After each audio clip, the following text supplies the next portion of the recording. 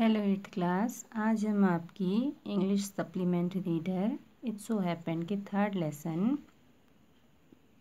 The selfish giant की reading करेंगे। So let us start first part. The giant's garden was beautiful and children loved to play in it. The giant who was selfish built a high wall round his lovely garden. Children did not enter the garden thereafter, nor did spring and summer till the giant experienced a change of heart. Every afternoon, as they were coming from school, the children used to go and play in the giant's garden. It was a large, lovely garden with soft green grass. Here and there over the grass stood beautiful flowers like stars, and there were 12 peach trees that in the springtime broke out into delicate blossoms of pink and pearl, and in the autumn bore rich fruit. The birds sat on the trees and sang so sweetly that the children used to stop their games in order to listen to them. "How happy we are here," they cried to each other. One day the giant came back. He had been to visit his friend the Cornish ogre and had stayed with him for 7 years. When he arrived, he saw the children playing in the garden. "What are you doing here?" he cried in a very gruff voice, and the children ran away. "My own garden is my own garden," said the giant. "Anyone can understand that, and I will allow nobody to play in it but myself." So he built a high wall all round it and put up a notice board. "Trespassers will be prosecuted." He was a very selfish giant. The poor children had now nowhere to play. They tried to play on the road, but the road was very dusty and full of hard stones, and they did not like it. They used to wander round the high walls when their lessons were over and talk about the beautiful garden inside. "How happy we were there," they said to each other. Then the spring came, and all over the country there were little blossoms and little birds. Only in the garden of the selfish giant it was still winter. The birds did not care to sing in it, as there were no children, and the trees forgot to blossom. Once a beautiful flower put its head out from the grass, but when it saw the notice board, it was so sorry for the children that it slipped back into the ground again and went off to sleep. The only people who were pleased were the snow and the frost. "Spring has forgotten this garden," they cried, "so we will live here all the year round."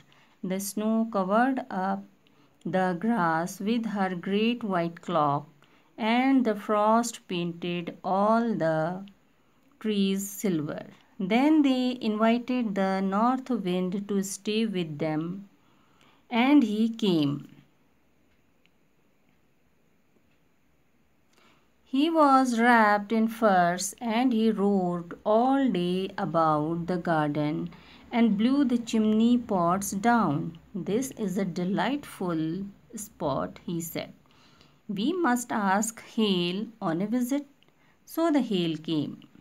Every day for 3 hours he rattled on the roof of the castle till he broke most of the slates, and then he ran round and round the garden as fast as he could go. He was dressed in grey and his breath was like ice. "I cannot understand why the spring is so late in coming," said the selfish giant as he sat at the window and looked out at his cold white garden. "I hope there will be a change in the weather." But the spring never came, nor the summer. The autumn gave golden fruit to every garden, but to the giant's garden she gave none. "He is too selfish," she said. So it was always winter there, and the north wind and the hail and the frost and the snow danced about through the trees. One morning the giant was lying awake in bed when he heard some lovely music. It sounded so sweet to his ears that he thought it must be the king's musicians passing by.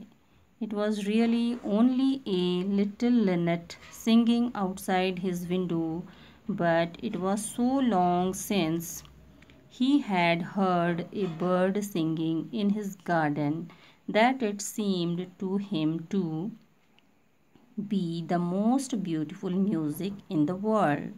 Then the hail stopped dancing over his head, and the north wind ceased roaring, and a delicious perfume came to him through the open casement. "I believe the spring has come at last," said the giant, and he jumped out of bed and looked out. Now we will start second part of this lesson. इस lesson का इस part का हम second part पढ़ेंगे. To celebrate the return of the children, trees covered themselves with birds and blossoms. The giant was delighted to see his friends back, especially a little boy whom he loved dearly. The little boy soon disappeared, only to return much later. He saw a most wonderful sight. Through a little hole in the wall, the children had crept in, and they were sitting in the branches of the trees. In every tree that he could see, there was a little child, and the trees were so glad to have the children back again that they had covered themselves with blossoms and were waving their arms gently above the children's heads. The birds were flying about and twittering with delight, and the flowers were looking up through the green grass and laughing. It was a lovely scene. Only in one corner it was still winter. It was the farthest corner of the garden, and in it was standing a little boy. He was so small that he could not reach up to the branches of the tree, and he was wandering all round it, crying bitterly. The poor tree was still covered with frost and snow, and the north wind was blowing and roaring above it. "Climb up, little boy," said the tree, and it bent its branches down as low as it could, but the boy was too tiny, and the giant's heart melted as he looked out. "How selfish I have been," he said. "Now I know why the spring would not come here. I will put that poor little boy on the top of the tree, and then I will knock down the wall, and my garden shall be the children's playground forever and ever." He was really very sorry for what he had done. So he crept downstairs and opened the front door quite softly and went into the garden. But when the children saw him, they were so frightened that they all ran away, and the garden became winter again. Only the little boy did not run, for his eyes were so full of tears that he did not see the giant coming. And the giant stole up behind him and took him gently in his hands and put him up into the tree, and the tree broke at once into blossom, and the birds came and sang on it, and the little boy stretched out his two arms and flung them round the giant's neck and kissed him. And the other children, when they saw that the giant was not wicked any longer, came running back, and with them came the spring. "It's your garden now, little children," said the giant, and he took a great axe and he knocked down the wall. And when the people were going to the market at 12 o'clock, they found the giant playing with the children in the most beautiful garden they had ever seen. All day long they played, and in the evening they came to the giant to bid him goodbye. "But where is your little companion?" he said. "The boy I put into the tree." The giant loved him the best because he had kissed him. "We don't know," answered the children. "He has gone away." "You must tell him to be sure and come tomorrow," said the giant. But the children said that they did not know where he lived and had never seen him before, and the giant felt very sad.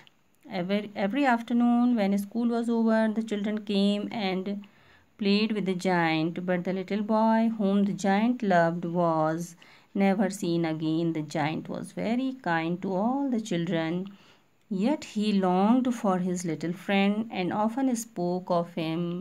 "How I would like to see him," he used to say. Years went by, and the giant grew very old and feeble. He could not play about any more, so he sat in a huge armchair and watched the children at their games and admired his garden. "I have many beautiful flowers," he said, "but the children are the most beautiful flowers of all." One winter morning he looked out of his window as he was dressing. He did not hate the winter now, for he knew that it was merely the spring asleep and that the flowers were resting. Suddenly he rubbed his eyes in wonder and looked and looked. It certainly was a marvelous sight. In the farthest corner of the garden was a tree quite covered with lovely white blossoms.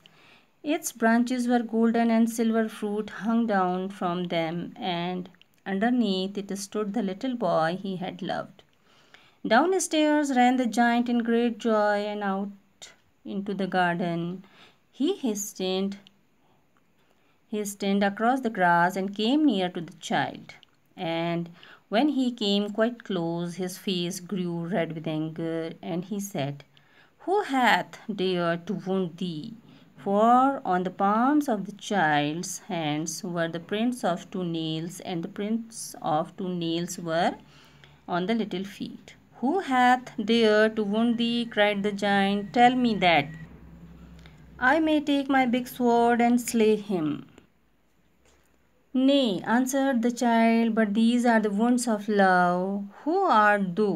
said the giant, and a strange awe fell on him, and he knelt before the little child. And the child smiled on the giant and said to him, "You let me play once in your garden. Today you shall come with me to my garden, which is paradise." And when the children ran in that afternoon, they found the giant lying dead under the tree, all covered with white blossoms. Oscar Wilde. Thank you.